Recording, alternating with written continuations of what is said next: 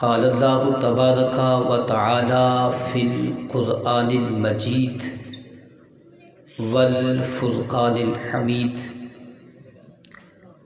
وَإِذْ قَالَ رَبُّكَ لِلْمَلَائِكَةِ إِنِّي جَاعِلٌ فِي الْأَرْضِ خَلِيفَةً قَالُوا أَتَجْعَلُ فِيهَا مَن يُفْسِدُ فِيهَا وَيَسْفِكُ الدِّمَاءَ وَنَحْنُ نُسَبِّحُ بِحَمْدِكَ وَنُقَدِّسُ لَكَ قَالَ إِنِّي أَعْلَمُ مَا لَا تَعْلَمُونَ وعلم آدم الأسماء كلها ثم عرضهم على الملائكة فقال أنبئوني بأسماء صدق الله مولانا العظيم إن الله وملائكته يصلون على النبي يا أيها الذين آمنوا صلوا عليه وسلموا تسليما الصلاۃ والسلام علیک یا سیدی یا رسول اللہ وعلی آلک واصحابک یا حبیب اللہ الصلاۃ والسلام علیک یا نبی اللہ وعلی آلک واصحابک یا نور اللہ۔ حمد و ثنا کے بعد قابل صد احترام معزز و محترم سامعین و حاضرین، آج کی یہ عظیم و شان تقریب پنجاب ایجوکیشن کی افتتاحی اور ابتدائی تقریب ہے،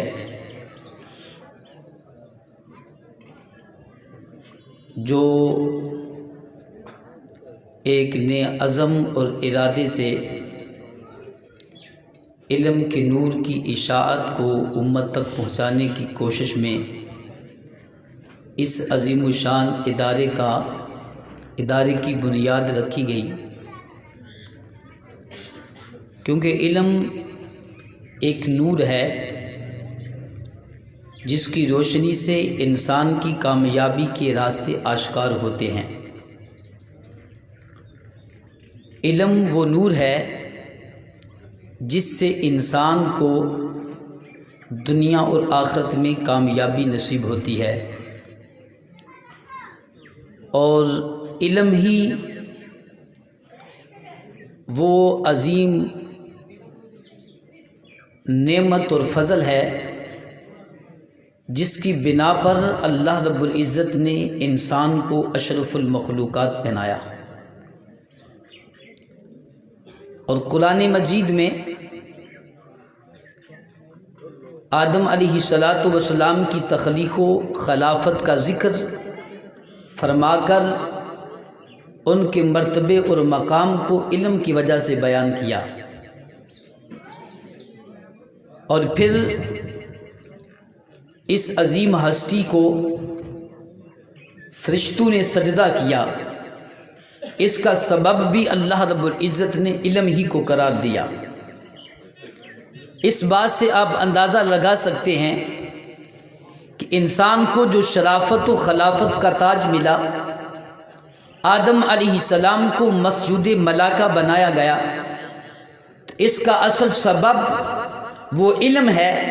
جو اللہ رب العزت نے آدم علیہ السلام کے سینے میں پیدا فرمایا۔ وَعَلَّمَ آدَمَ الْأَسْمَاءَ كُلَّهَا، اللہ نے آدم علیہ السلام کو تمام چیزوں کے نام اور وہ چیزیں سکھائیں۔ پھر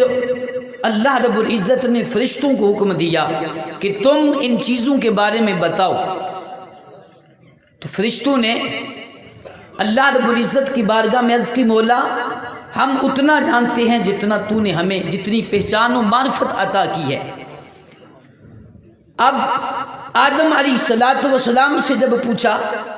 تو آپ نے سب کچھ بتایا۔ اب فرشتوں کو حکم ہوا کہ آدم علیہ السلام کو سجدہ کرو، اس وجہ سے کہ اللہ نے انہیں علم کی وہ دولت عطا کی کہ جس کے ظاہر سے جو علم اس وقت فرشتوں کے پاس نہ تھا، اللہ رب العزت نے وہ علم آدم علیہ السلام کو عطا کیا، تو فرشتوں نے انہیں سجدہ کیا۔ تو علم انسان کے ظاہر اور باطن دونوں کو روشن کرتا ہے۔ اور علم کی بنیاد اور بیس جو ہے، اگر ہم اس بات کا احساس رکھتے ہیں کہ دنیا کے اندر جتنے بھی مذاہب ہیں وہ تمام مذاہب ان کے نزدیک ہر مذہب اپنے علم کی بنیاد مذہب پر رکھتا ہے۔ اب دنیا کی کسی ملک میں چلے جائیں جن کو ہم ترقی یافتہ سمجھتے ہیں، جب وہاں ہم جائیں گے ان کے علمی انداز کو دیکھیں گے تو ہم دیکھیں گے کہ ان کی بنیاد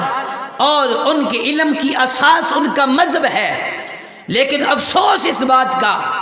کہ دنیا کے اندر ہمارے ملک میں بے شمار ادارے ہیں،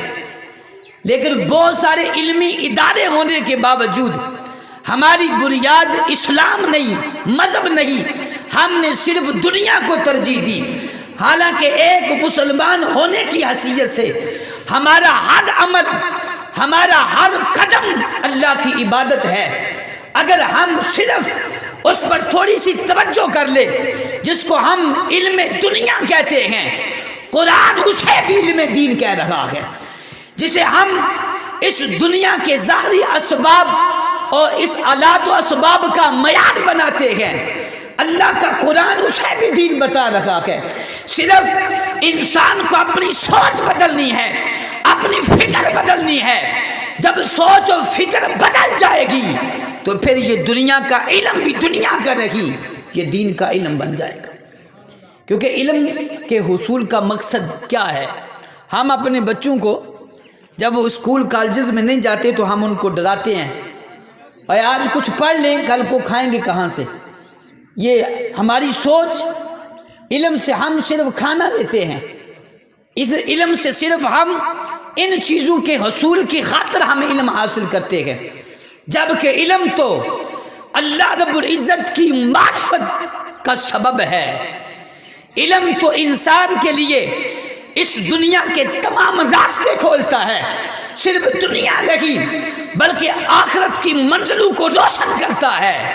جو انسان کی ہمیشہ کی زندگی ہے اس کے دروازوں کو کھولتا ہے، لیکن ہم اپنے بچوں کے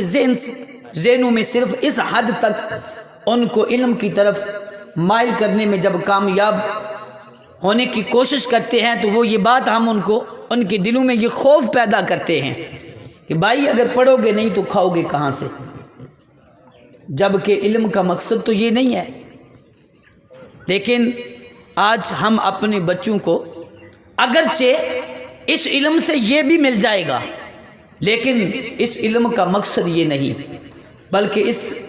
علم سے مقصود انسان میں تہذیب پیدا کرنا ہے، انسانیت پیدا کرنا ہے۔ اس سے بنیادی مقصد معاشرے کے اندر نکھار پیدا کرنا ہے،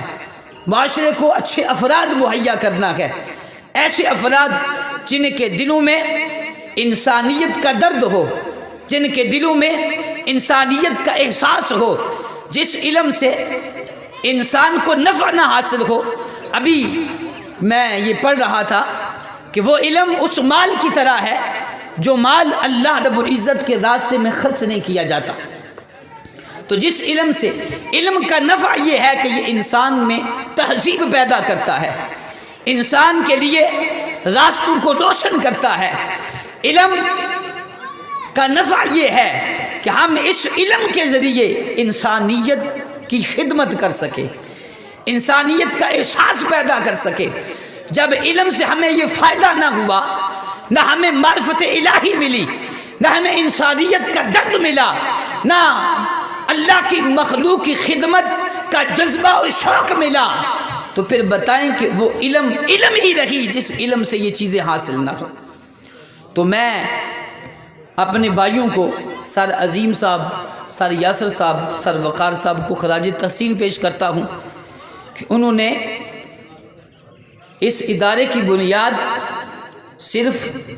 دنیاوی علم نہیں بلکہ اس کے ساتھ دین کو بھی وہ ترجیح دیں گے، کیونکہ یہ بات حقیقت ہے۔ میں نے پہلے عرض کیا ہے کہ دنیا کے کسی بھی ملک میں چلے جائیں، آپ ہر ملک میں علم کی جو بیس و بنیاد انہوں نے مذہب کو رکھا ہے۔ بڑے بڑے نامور لوگ ہیں جو علم کے حصول میں وہ بنیاد اسلام اور مذہب کو بنیادی حیثیت دیتے ہیں، کیونکہ اسلام ہی تہذیب پیدا کرتا ہے، اسلام ہی کا وہ علم ہے جو انسان کے اندر انسانیت کا درد پیدا کرتا ہے۔ اور علم کے بارے میں مولا علی رضی اللہ تعالی عنہ کا وہ جو فرمان ہے، الانسان کلہم اموات، سارے انسان مردہ ہیں، الا عالم، مگر جو اہل علم ہیں حقیقت میں زندہ وہ ہیں، حقیقت میں زندہ اہل علم ہیں،